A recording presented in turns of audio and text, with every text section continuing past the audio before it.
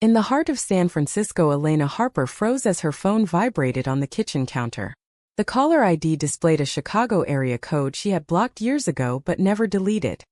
Her partner Mia glanced up from her coffee, her blue eyes questioning, but Elena just shook her head and answered. "Hello," she said, her voice steady despite the storm inside. "Elena," her mother's voice came through thin and desperate. "We need your signature on the family trust documents, or we lose the company, the house, everything by the end of the month." The words hit like a slap. The same mother who had screamed at her 18-year-old self to get out and never come back for kissing a girl in her bedroom, now begging for help. Elena hung up after a few curt exchanges, her hands trembling. Mia wrapped her arms around her from behind, whispering, "It's okay, you don't have to do anything." But Elena knew she did, or at least she had to decide. The past flooded back. The night her parents found out about her sexuality, the way her father Robert had called her an abomination, her mother Margaret had cried as if Elena had died. Her twin sister Sophia had stood there silent, watching as Elena packed a bag and left for good with only $100 and a bus ticket to New York. 12 years later, Elena had built a life. She was a successful architect in San Francisco with a thriving firm, a beautiful home, and Mia, the woman who had taught her what real love felt like. Sophia, meanwhile, had stayed the golden child, married to a banker, had 2 kids, and lived in the family mansion in Chicago. The parents had poured all their affection into Sophia, while erasing Elena from photos, family stories, everything. Now this call. The family business Harper Construction, a multimillion-dollar firm founded by their grandfather, was in trouble. Bad investments, risky loans, and a market downturn had left them on the brink. To sell the main asset, an old industrial property that could save them, they needed signatures from both daughters because of an old trust set up by the grandfather who had adored both twins equally before he died. Elena had been named in the trust as co-beneficiary, but her parents had tried to remove her years ago through legal maneuvers that never fully stuck. Now the buyers demanded both signatures or the deal fell through and bankruptcy loomed. Elena spent the next days wrestling with it. Mia supported her but worried about the emotional toll. Elena flew to Chicago alone, deciding she needed to face this head-on. The plane landed in a gray November drizzle that matched her mood. She rented a car and drove past familiar streets, the old high school, the park where she and Sophia once played, the house that still looked the same but felt like a stranger. When she pulled into the driveway, her mother stood on the porch wringing her hands. Robert stayed inside, arms crossed. Sophia was not there yet. Margaret hugged her stiffly, whispering, "Thank you for coming, we are so sorry about everything." Elena pulled back, looking her mother in the eye. "Sorry does not erase 12 years of silence," she said. They went inside to the living room where Robert sat with papers spread out. He did not stand, did not smile. "The situation is dire," he said flatly. "The bank is calling the loan. This sale is our only chance. You sign, we keep the life we built for Sophia and the grandchildren." Elena felt the old rage rising, but she kept her voice calm. "And what about the life you took from me?" she asked. Robert looked away. "We did what we thought was right at the time." Elena laughed bitterly. "Right for who?" She left that night, staying at a hotel, refusing to sleep under their roof. In her room she called Mia, who listened patiently as Elena cried for the first time in years. "I hate that they still have this power over me," she said. Mia replied softly, "You are stronger than their hate." But strength did not stop the memories. Elena remembered the nights she had spent on friends' couches, the jobs she worked to pay for college, the way she had come out to Mia slowly, terrified of rejection, only to find acceptance that healed her. Now here she was back in the city that had rejected her. The next morning Sophia called. "We need to talk," she said, her voice shaky. "Meet me at the old coffee shop downtown." Elena agreed, her heart pounding. Sophia arrived looking polished but tired, her eyes red-rimmed. She hugged Elena awkwardly. "I never thought I'd see you again," she said. Elena pulled back. "You never tried." Sophia looked down. "I was scared. Mom and Dad said if I contacted you they would cut me off too." Elena felt a stab of betrayal. "So you chose them?" Sophia nodded, tears falling. "I chose the only life I knew. But now that life is falling apart." Her husband had lost money gambling, the kids' school fees were late, everything was crumbling. Elena listened, feeling the weight of their shared blood. Sophia reached for her hand. "Please, Elena, just sign. It's not about them, it's about the kids." Elena pulled her hand away. "And what about me?" she asked. "When did anyone ever choose me?" Sophia had no answer. They sat in silence, the coffee growing cold between them. Elena left the shop with her mind spinning. She walked the streets remembering the girl she had been, the dreams she had lost, the love she had found far away. Back at the hotel, she stared at the trust papers her mother had given her. Signing meant saving them. Refusing meant watching them lose everything. Both choices carried a price. She thought of Mia waiting in San Francisco, of the life they had built together, of the family they were creating in their own way. Yet the pull of blood, the echo of childhood, the guilt of being the one who could end the suffering tugged at her. She did not sleep that night. In the morning, she called her lawyer in San Francisco to review the documents. The lawyer confirmed the trust was ironclad. Both signatures were required or the sale could not proceed. Elena thanked her and hung up. She knew she had to make a decision soon. The deadline was only 10 days away. The city outside her window felt both familiar and foreign. She wondered if she could ever truly leave the past behind or if it would always demand its due.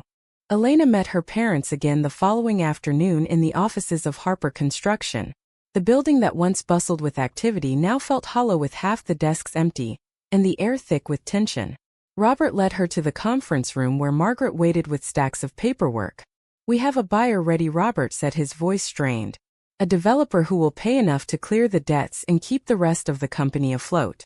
But they insist on both names on the deed transfer." Elena sat down, crossing her arms. "Why did grandfather put both of us on it?" she asked. "He loved you both equally," Margaret said softly. "Even after you left, he never changed the papers." Robert shot her a look but said nothing. Elena felt a flicker of something like grief for the grandfather who had slipped her extra allowance and told her she could be anything. He had died before she came out, never knowing the rift that would tear the family apart. She flipped through the documents, seeing her name alongside Sophia's in the trust language. Her parents had tried to contest it years ago, but the court had sided with the original will. Now they needed her. Robert cleared his throat. "We are prepared to offer you compensation," he said. "A sum of money enough to make it worth your while." Elena looked at him sharply.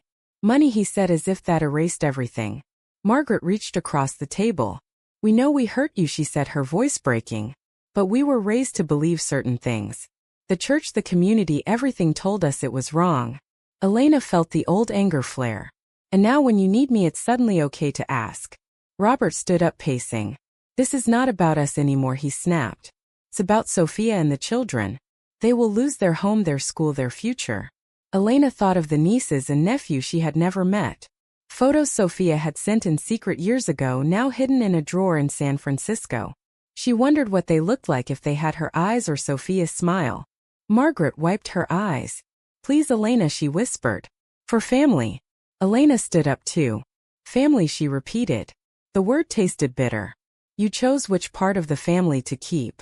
She left the office without signing, walking into the cold Chicago wind. Her phone buzzed with a text from Sophia. "Dinner at my house tonight, the kids want to meet you." Elena hesitated, then replied, "Okay." The house was warm and smelled of home-cooked food. Sophia's husband, Mark, greeted her politely, but his eyes held wariness. The children, Lily and Ethan, ran to her, shy at first, then curious when she showed them pictures of San Francisco bridges on her phone. Sophia watched from the kitchen, her face a mix of hope and fear. After dinner, the kids went to bed and the adults sat in the living room. Mark excused himself, leaving the twins alone. Sophia poured wine with shaking hands. "I know I failed you," she said quietly. "When Mom and Dad found out about you, I could have spoken up. I could have said it was okay. But I was terrified they would turn on me too." Elena sipped her wine, feeling the alcohol warm her chest. "You were my best friend," she said. "My other half." Sophia nodded, tears spilling. "I know. And I chose safety over you. That choice has haunted me every day."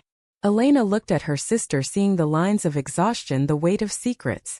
"There is more, isn't there?" she asked softly. Sophia hesitated, then nodded. "Mark has a gambling problem," she confessed. "He lost a lot of money. The house is leveraged, the kids' college funds are gone. If the company goes under, we lose everything." Elena felt the pieces clicking into place. "So this is not just about Mom and Dad," she said. "It's about you too." Sophia looked down. "Yes," she admitted. "I need you, Elena. More than they do." Elena sat back, processing the layers of desperation. She thought of her own life, the mortgage she and Mia paid together, the vacations they planned, the quiet evenings where love felt effortless. Here in this house, love had always come with conditions. She stayed late talking with Sophia about old memories, the treehouse they built the summer they both got chickenpox, and stayed up all night telling stories. For a moment it felt like they were kids again. But the morning brought reality. Elena woke in the guest room to the sound of arguing downstairs. Robert had come over demanding to know if she had signed yet. She dressed quickly and went down to find her father, red-faced, her mother pleading. "This is your fault," Robert shouted at Elena. "If you had just stayed normal, none of this would have happened." Elena felt the words like a punch. "Normal," she repeated. "You mean invisible. You mean erased." Margaret tried to intervene, but Robert pushed on. "We gave you everything and you threw it away for some phase." Elena laughed, a harsh sound. "Phase," she said. 12 years and a life I love is not a phase." She grabbed her coat and left, slamming the door. Outside she called Mia, who answered on the first ring. "How bad is it?" Mia asked. Elena told her everything, the offers, the confessions, the anger. Mia listened, then said, "You don't owe them your peace." But Elena knew it was not that simple. The trust bound her legally and morally in ways she could not ignore. She spent the day walking the city, visiting the art museum where she and Sophia had once hidden from a thunderstorm. She bought a coffee from the same stand that used to sell them hot chocolate. Everywhere she turned, the past whispered. That evening she met Sophia again, this time in a park near the lake. The wind off the water was sharp. Sophia handed her a photo of the kids.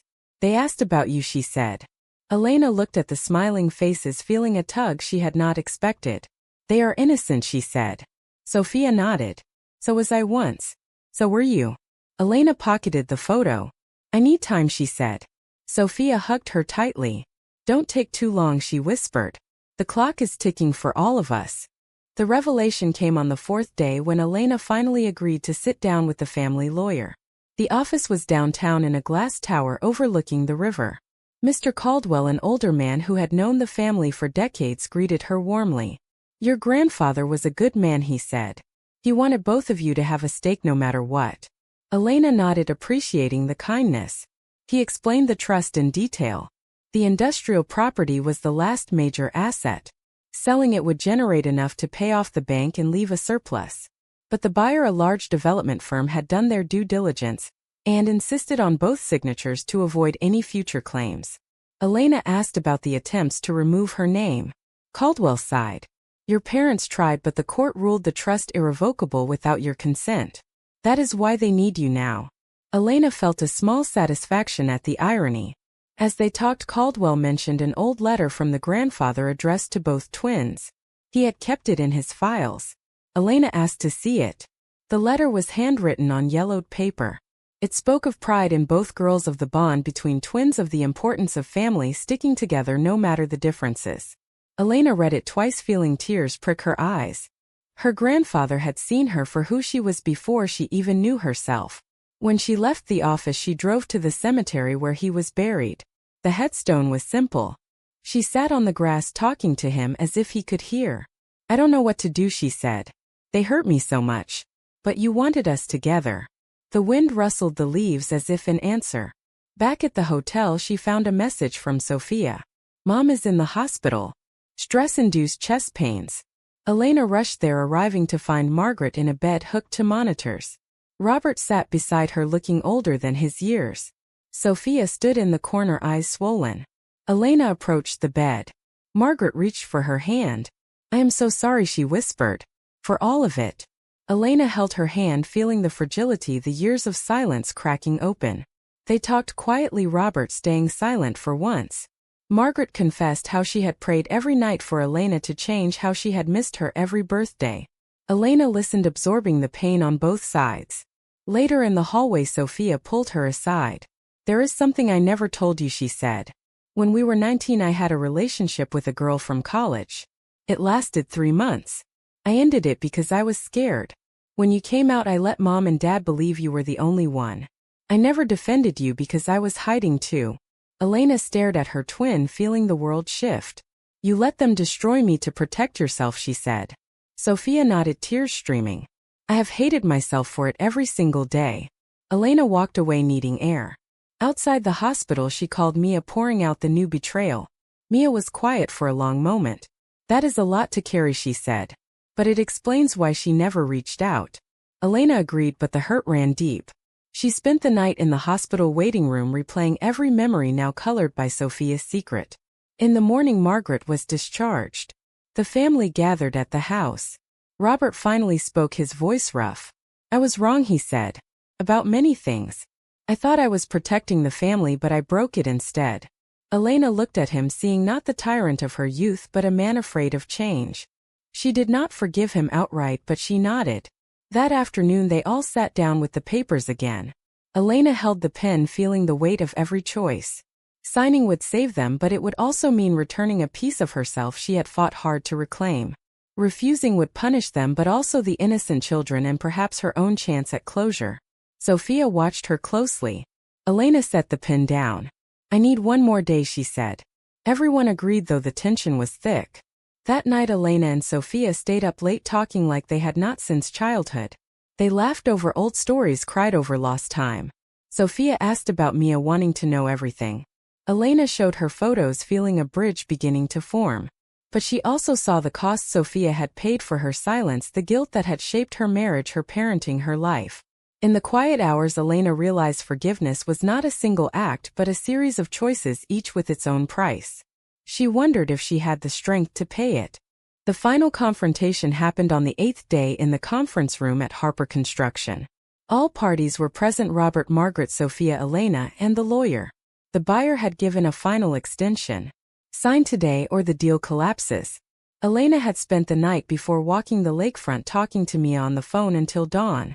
Mia had said, "Whatever you choose, I will stand by you." Now Elena faced her family one last time.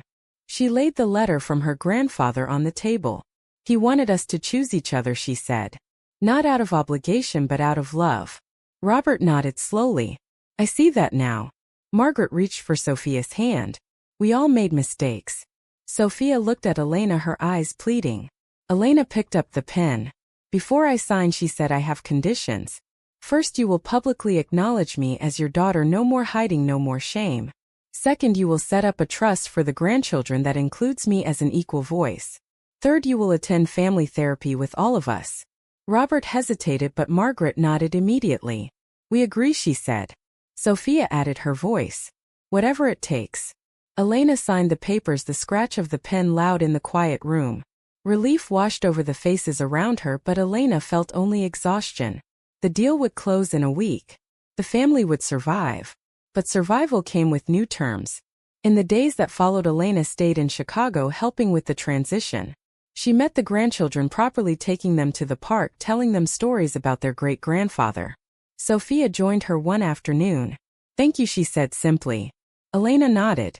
"We are family," she replied. "Imperfect, broken, but still family." Robert approached her privately one evening. "I cannot undo the past," he said. "But I can try to be better in the future." Elena accepted the olive branch, though trust would take time. Margaret cooked dinners, inviting Elena, and asking about her life in San Francisco, genuinely listening when she spoke of Mia. The changes were small but real. Yet Elena knew the wounds would scar. On her last night in Chicago, she and Sophia sat on the porch swing like they had as children. Sophia asked if Elena could ever fully forgive her. Elena thought for a long moment. "I am choosing to move forward," she said. "That is the best I can offer right now." Sophia accepted it with quiet grace. Elena flew home the next day. Mia met her at the airport, holding her tight. "You did it," Mia whispered. Elena smiled, tired but lighter. "I chose mercy," she said. "But I also chose myself." Back in their apartment, she unpacked the photo of the children, placing it on the mantel next to pictures of her life with Mia. The family group chat Sophia had created buzzed with messages. Elena read them, feeling the fragile new connection. She knew the road ahead would have bumps, old habits would resurface. But for the first time in 12 years, she felt the possibility of healing. The signature had saved their world. In doing so, it had begun to rebuild hers. Weeks passed and the sale closed successfully. Harper Construction stabilized. Elena received updates from Sophia, photos of the kids' Christmas cards from her parents. The therapy session started remotely, awkward at first but slowly opening old doors. Robert shared stories from his own childhood, admitting the fears that had driven his rigidity. Margaret asked questions about Mia's work, showing genuine interest. Sophia confessed more about her own hidden struggles, her marriage counseling, the steps she was taking to be honest with herself. Elena listened, offering support without carrying their burdens. In San Francisco, life resumed with new depth. Mia and Elena planned a small wedding renewal celebrating the family they had chosen. Elena invited Sophia and the kids, surprising everyone when they accepted. The visit was tentative but filled with laughter. The children called her Aunt Elena, running through the park with Mia chasing them. Watching them, Elena felt a quiet peace. The price had been paid on all sides. Yet she knew some questions would linger. Had she given too much or just enough? Had justice been served, or had mercy softened the edges of accountability? One evening, as she and Mia sat on their balcony overlooking the city, Elena voiced the thought that had followed her since Chicago. Blood may be thicker than water, she said, but wounds run deeper than both. Mia took her hand. And healing, she replied, sometimes requires choosing connection over being right. Elena nodded, knowing the journey was far from over. The family she had lost and regained would continue to test her. But she had learned that survival was not just about enduring pain, but about deciding what to carry forward. In the end, she had signed not only for them but for the girl she had been, the woman she had become, and the future she refused to let the past define. The story of the Harper twins did not end with a signature. It continued in phone calls, shared holidays, careful boundaries, and the slow work of rebuilding trust. Elena often thought about the grandfather whose words had guided her choice. Family, he had written, is the bridge we build even when the river rages. She had built that bridge one painful, honest step at a time. And in doing so, she had found that the view from the other side, while not perfect, was worth the crossing. As the months turned into years, the family grew in small ways. Robert attended a pride event with Elena and Mia, holding a sign that simply said, "Love is love." Margaret baked rainbow cookies for the grandchildren. Sophia came out to her parents about her own past, choosing honesty over shame. The children grew up knowing both aunts and both truths. Elena never regretted her signature, but she also never forgot its cost. The question that remained for her, and perhaps for anyone who has faced similar choices, was simple yet profound. When family asks for redemption after causing deep harm, is signing the paper an act of weakness or the ultimate strength? What do you believe?